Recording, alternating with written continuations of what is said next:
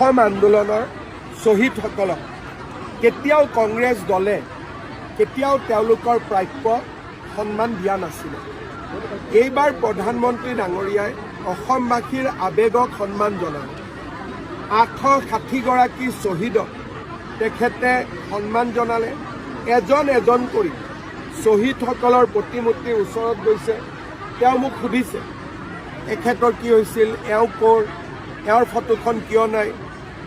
যি ধৰণে গোটেই পৰিক্ৰমা কৰিছে শ্বহীদৰ গেলাৰীটো, ইয়াতকৈ অসমীয়াৰ বাবে গৌৰৱৰ কথা কি হ'ব পাৰে। আজি যে আমি বাংলাদেশত যোৱা নাই, পাকিস্তানত যোৱা নাই, তাৰ কাৰণে হ'ল গোপীনাথ বৰদলৈ।